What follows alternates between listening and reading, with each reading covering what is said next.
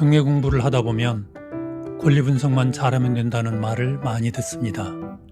그런데 실전에서는 권리 분석을 잘해도 낭패 보는 경우가 있습니다. 자세히 알려주는 것도 많지 않고요. 그래서 어떤 함정들이 있는지, 어떻게 체크하고 대응하는지를 풀어가 보도록 하겠습니다. 안녕하세요. 은퇴 후 새로운 도전을 기록하는 헌재의 시니어 도전일기입니다. 이후 AI 아나운서 목소리임을 양해 바랍니다. 오늘은 경매 초보자뿐 아니라 경험자도 자주 실수하는 경매의 대표적인 함정 4가지, 매매 가등기, 제시외, 매각 제외, 지상의 수목을 정리해 보겠습니다. 1. 매매 가등기. 매매 가등기란 소유권 이전이 덜 끝난 상태. 등기부를 보다 보면 소유권 이전 등기 대신 매매 가등기가 남아있는 경우가 있습니다. 이건 쉽게 말해 매매는 했는데 완전히 끝나지 않은 상태입니다. 잔금이 완납되지 않았거나 조건부 매매이거나 명의 이전이 지연된 경우, 이런 경우 경매로 낙찰을 받아도 추가 분쟁이 생길 가능성이 있습니다. 체크 포인트. 말소 기준 권리보다 앞인지 뒤인지, 실제 소유자가 누구인지, 제척 기간이 경과되지는 않았는지, 매매 가등기가 보이면 한 번 더 멈추고 검토해야 합니다. 여기서 팁. 이 부분은 상급자용이니 오늘은 큰 틀만 참고하세요. 하나, 매매 가등기는 10년의 제척 기간 내에 예약 완결권을 행사해야 하며 10년이 지나면 효력이 상실됩니다. 반대의 경우는 10년 이내에 매수인이 매도인을 상대로 소송을 제기하면 소멸시효가 중단되고 그 판결이 확정된 때부터 다시 또 10년이 연장됩니다.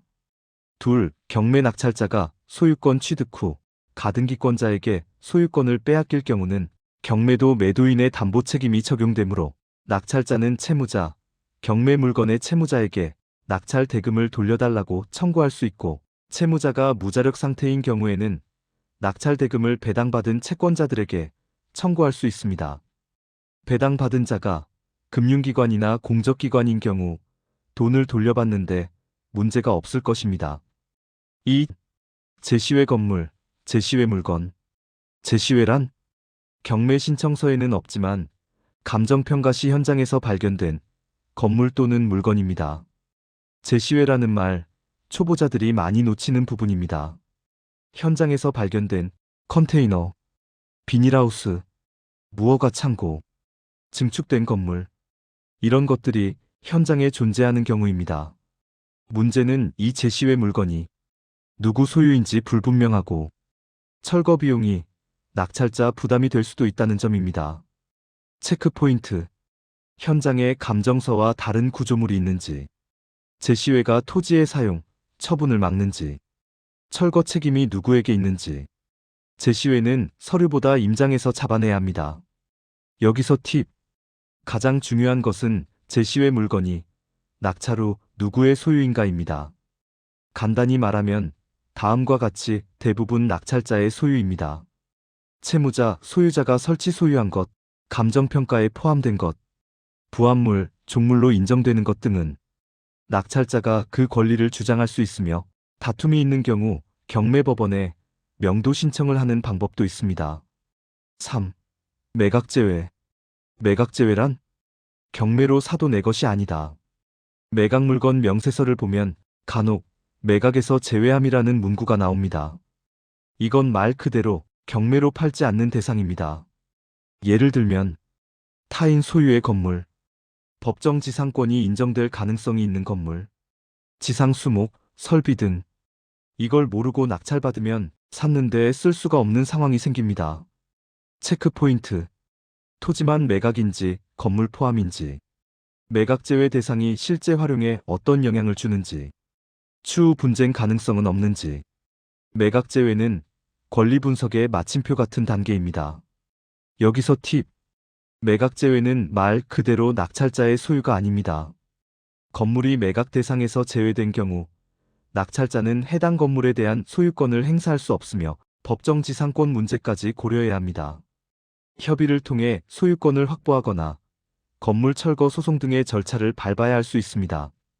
4. 지상의 수목은 누구의 소유인가? 낙찰된 토지의 지상에 식재된 수목은 등기된 임목 또는 명인 방법을 갖춘 경우가 아닌 이상 낙찰자가 토지의 부합물로서 함께 취득합니다.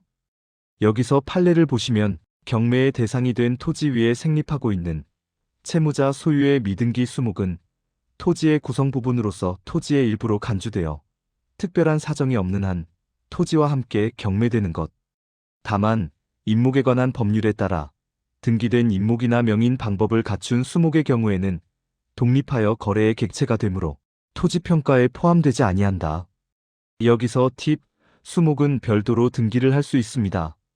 그리고 명인 방법이란 소유자를 외부에서 식별할 수 있도록 명시된 것으로 관습법에 따라 인정되는 것입니다. 1. 낙찰자가 소유권을 취득하는 경우, 소유자가 수목을 심은 경우, 타인이 무단, 불법으로 수목을 심은 경우, 2. 제3자가 정당한 권원, 지상권, 임차권, 사용대차 등에 의해 수목을 식재한 경우는 소유권을 취득할 수 없습니다. 경매에 의해 낙찰된 경우, 기존의 임대차, 사용대차는 소멸됨. 낙찰자는 지상의 수목 소유자에게 철거를 요구할 수 있고, 철거할 때까지 부당이득금 반환 청구를 할 수 있습니다. 이런 경우는 신속하게 소송으로 처리하는 것이 방법입니다. 이상에서 말씀드린 매매가등기, 제시외, 매각제외, 지상의 수목은 경매에서 가장 놓치기 쉬운 함정입니다.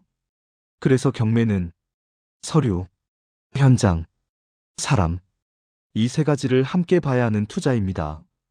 오늘 내용이 도움이 되셨다면 구독과 좋아요로 함께 해주세요. 그리고 궁금하신 사항은 댓글로 남겨주시면 성의껏 답변 드리겠습니다. 다음 시간에는 이제 직접 현장으로 나가서 임장에서 무엇을 봐야 하는지 체크리스트 형태로 정리해 보겠습니다. 지금까지 헌재의 시니어 도전일기였습니다. 시청해주셔서 감사합니다. 다음 영상에서 뵙겠습니다.